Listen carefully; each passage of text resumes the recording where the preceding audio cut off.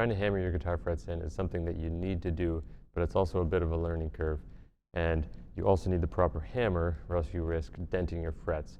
So I've created just a simple little jig that you can use that costs about 50 cents to make, and the only tools you need to make it are a hacksaw and a file that will allow you to hammer your frets in without any risk to damaging the soft metal. I'm Dave with Stringing Together, and let's dive in.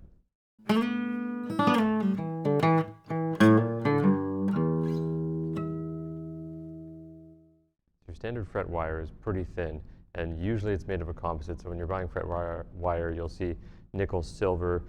Doesn't actually contain any silver, but what it is mostly copper. So it's like 65% copper, 18% nickel, and 17% zinc.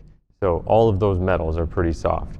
So if you hit that with your standard steel hammer, it's very likely that you're going to dent that. And in order to prevent that, you would use a fretting hammer, which is made of either brass, or sometimes it'll be like that hard plastic material. But even with that, if you want to spend the money on one of those hammers, that I highly recommend doing it if you're going to do a lot of this. But if you're just trying to learn, you can make a very simple jig. Now this started off as using a brass rod to hammer my frets, and I've also used this technique in a course that I've created called Foolproof Fretwork. So that'll teach you how to level your frets one fret at a time. You can find that in the description below, but more on that later. So basically this jig will allow you to hammer your frets with any regular hammer, because it'll transfer the force down into the frets without marring the fretboard. I've also made this jig out of an old hard plastic screwdriver or chisel tip. That will work just as well, but this way is even cheaper. You go down to your hardware store and you pick up either a zinc rod or an old bolt. It has to be a thick one, but very simple to make. All you actually need to do to this, to use it, is grind off anything on the top and grind off anything on the bottom so that it's nice and flat. You can use a regular file for that, a hacksaw if you have to take off any material if you're using something differently, or just an angle grinder or a bench grinder. So the only thing you really have to grind off is the ends. You have to make sure that these are parallel, so you don't want it on an angle.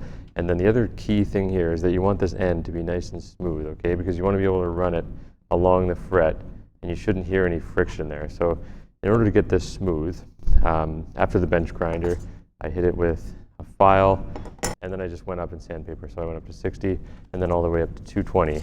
So that'll just give it a nice smooth finish, and that'll allow you to run it along the fretboard without it having any friction, and that'll allow you to not dent the frets. So first thing you want to do is find your high fret. So once you find it, typically it's going to be the ends that pop up, sometimes just the middle, but you want to find it with the fret rocker, and then you want to figure out where it's popping up. So you use a feeler gauge for that. Now this is just a cheap tool that you can get for about 10 bucks at any hardware store, and it'll help you feel the gap underneath it. So this one, it's actually high with the fret rocker, but I'm not able to get the feeler gauge underneath it. So I'm going to leave that fret. I'm going to find a different one, because what you want to do is seat the fret. You don't want to necessarily tackle a fret that's just high for other reasons. So let's try this one. So this one, I can stick my feeler gauge underneath it pretty much all the way across. So this is definitely a good fret to hammer. So I'm going to stick my hammer in the middle, and with a fretting hammer, you would typically go, these different techniques, but you can go one in the middle, 2, 3, 4, and end on there. You want to end on the fret ends, because those are if you hammer in the middle, since this fret is curved, it's going to pop up on the sides. So we'll start in the middle.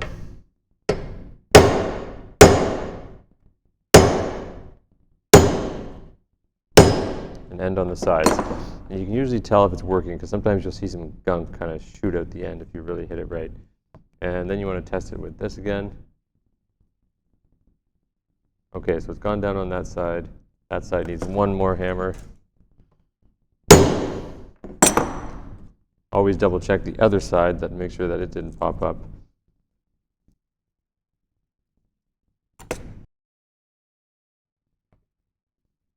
Okay, so that fret's good to go.